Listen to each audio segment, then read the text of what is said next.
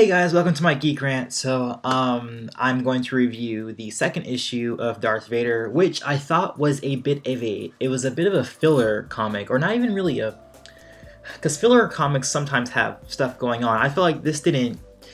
The last issue felt like it was going somewhere. Like we had this search for Luke, and we were gonna follow that aspect of Vader. And now I knew that we were going to go to this point where he's like the lapdog of Taji, but I felt like it wasn't as interesting as the first comic, and it felt like filler to me. It felt like filler, and it felt like it didn't really continue the pace that it started off in the first issue. I thought the first issue was very promising. I was really looking forward to what was going on in the series, and I think it's a little bit too early to have filler episodes like this. I really wanted to get into Vader's psyche and his search for Luke, and not all this business with the Empire and who's spying on him and stuff like that. But I'm sure that stuff is everything that happened in this comic is gonna come up at some point in the future, like within the series, but for now it was not very fun to read. I also had a hard time following the story. I mean, like from a plot point, like the panels, or I felt like there might have been missing pages or missing panels. I couldn't really follow the sequence of events that well. I actually had to reread it a few times just to get clarity, and I didn't reread it for like good reason, not because it was entertaining and I wanted to read it over and over again, but more because I didn't really know what was going on. I couldn't follow the sequence of events and the motivations that were going on between everybody. It was kind of a clusterfuck.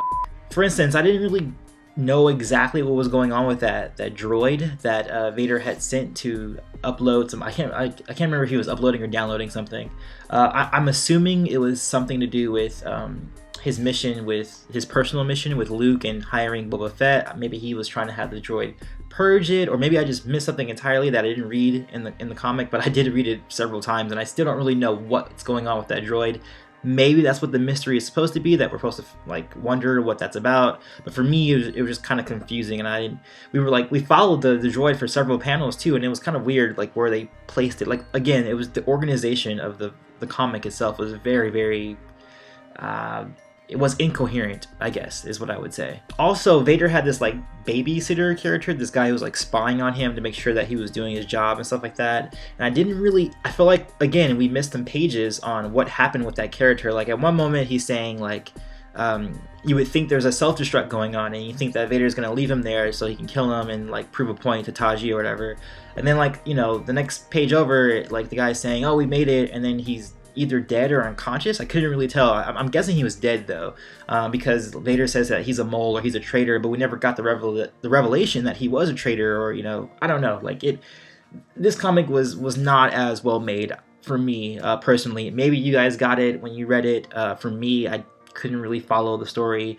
Wasn't really interested in the story. I'll give it one thing though. I did like the aspect of Taji kind of using, or really he talks over Vader and said that he uses Vader as a tool, as a weapon, and that's all Vader is good for. And I know that's going to bite him in the butt, because I mean, while Vader did kind of go along with it, I know in the future he is going to probably...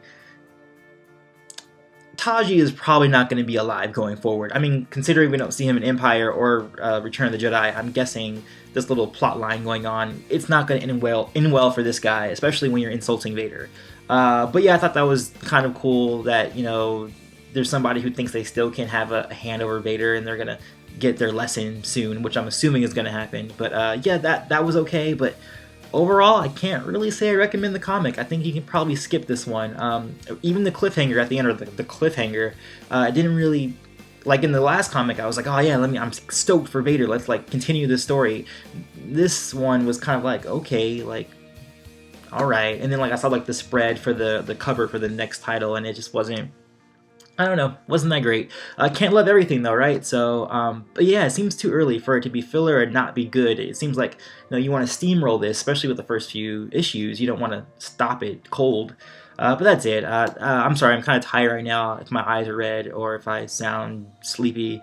I just finished the Versus series and blah, blah, blah, blah, blah. But that's it. As always, peace, love, and may the Force be with you. Always.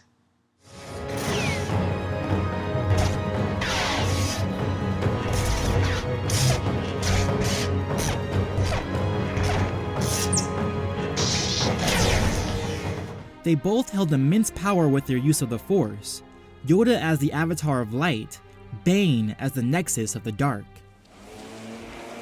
No, why are you mowing your lawn right now? I'm recording a Let's Play.